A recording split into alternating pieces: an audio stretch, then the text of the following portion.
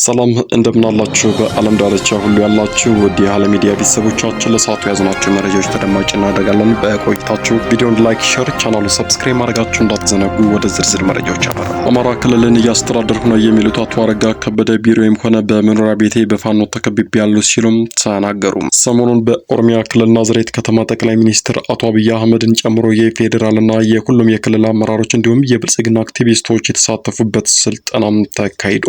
በዚህም ስልጠና ላይ የተገኙት አቶ አረጋ ከበደ ቢሮም ሆነ በመኖሪያ ቤት የከበበኝ ፋኖን ሲሉም ቃል በቃል መናገራቸውን ተሰምተዋል። አቶ አረጋ አክለውም አብዛኛውን የክልሉ አመራር አመለካከቱና አቋሙን ማጣራት ተስኖት የሚዋልል መሀል ሰፋሪ ነው፣ አንዳንዱ ደግሞ በእኛ መሀል ፋኖ አስርጎ ያስገባ መረጃና ደህንነት ነው ያሉ ሲሆን ይህም በመሆኑ ደግሞ በጽንፈኛው ኃይል ላይ የሚወሰደውን እርምጃ ውጤታማ እንዳይሆን አድርጎታል በማለት ያሉበትን አስጨናቂ ሁኔታ ጠቅላይ ሚኒስትር በተገኙበት እውነታውን ተናግረዋል። ፋኖ የአማራ ክልል ርዕሰ መዲና የሆነችውን ባህር ዳር ከተማን ጨምሮ ያገዛዙ ጠንካራ ስትራቴጂክ ይዞቶች ባላቸው አካባቢዎች ላይ የተለየ እርምጃ በመውሰድ በርካታ ያገዛዙ ሰዎችን በመግደልና በመማረክ አጠናክሮ የቀጠለ ሲሆን በዚህም የገዢው ብልጽግና ቡድን አመራሮች ጭንቅ ውስጥ መግባታቸውን ዓለ ሚዲያ ካሰባሰበው መረጃ ለመረዳት ተችሏል። ጎጃም አገው ምድር ክፍለ ጦር በሁሉም ዘርፍ ስራ ላይ ነው። የአማራ ፋኖ በጎጃም አገው ምድር ክፍለ ጦር በስሩ ባሉ ብርጌዶች ከማህበረሰቡ ጋር በወቅታዊ ጉዳዮች ላይ ውይይት እያደረገም ይገኛል። ማህበረሰባችን ከአርበኛው ጋር ያለውን ግንኙነት እንዲሁም አርበኛው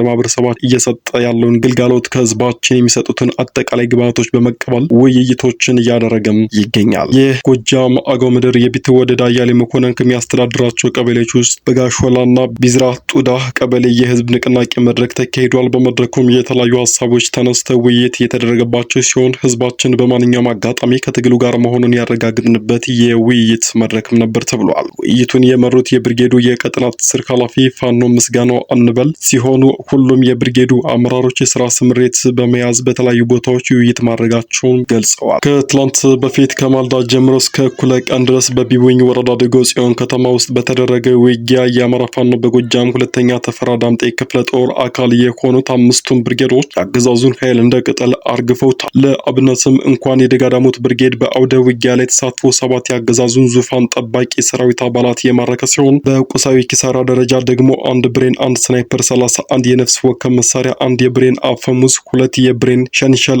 ከ1000 በላይ የብሬን ተተኳሽ እንዲሁም ደግሞ ከ2500 በላይ የክላሽ ተተኳሾችን ከአገዛዙ ሰራዊት መማረክ ችሏል።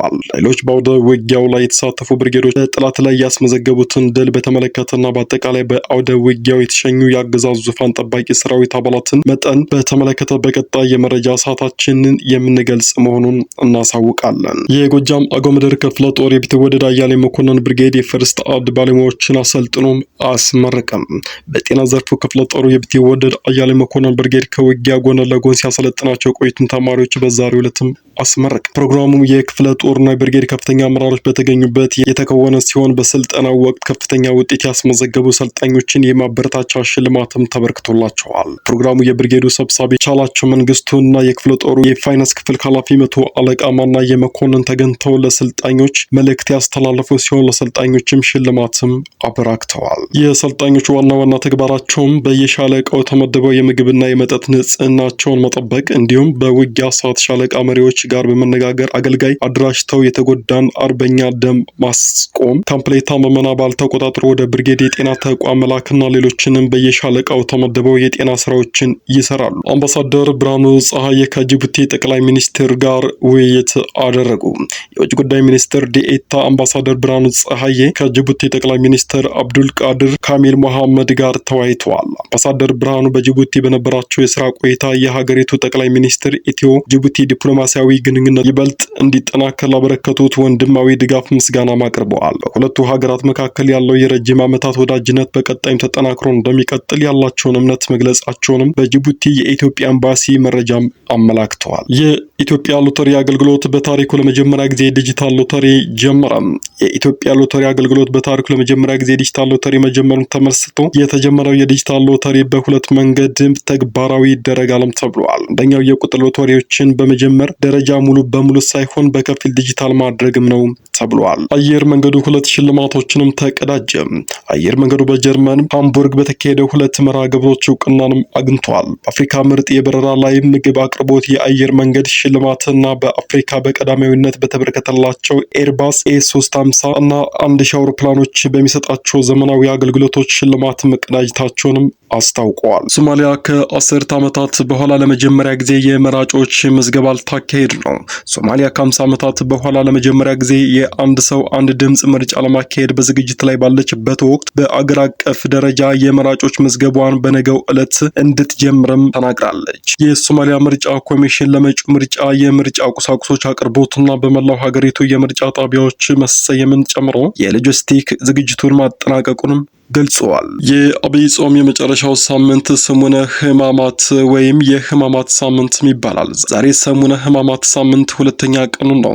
ይህ ሳምንትም በኢትዮጵያ ኦርቶዶክስ ተዋሕዶ ቤተክርስቲያንና የኢትዮጵያ ካቶሊካዊ ቤተክርስቲያን ምዕመን ዘንድ እንደየ ሃይማኖቱ አስተምሮዎች በመጾም በመስገድና ጸሎት በማድረግም ያልፋል። ሰሙን ሳምንት ማለት ሲሆን ሕማማት ደግሞ ሐመ ታመመ ከሚለው የግዕዝ ቃል የተገኘና መታመም መሰቃየት የሚል ፍች ያለው ቃልም ነው። የሁለቱ ቃላት ጥምረትም የኢየሱስ ክርስቶስ ሕመሙና ሞቱ የሚዘከርበት ሳምንታት መሆኑን ይገልጻሉ ሲሉ በኢትዮጵያ ኦርቶዶክስ ተዋሕዶ ቤተክርስቲያን የስብከተ ወንጌል መምህራን ይናገራሉ።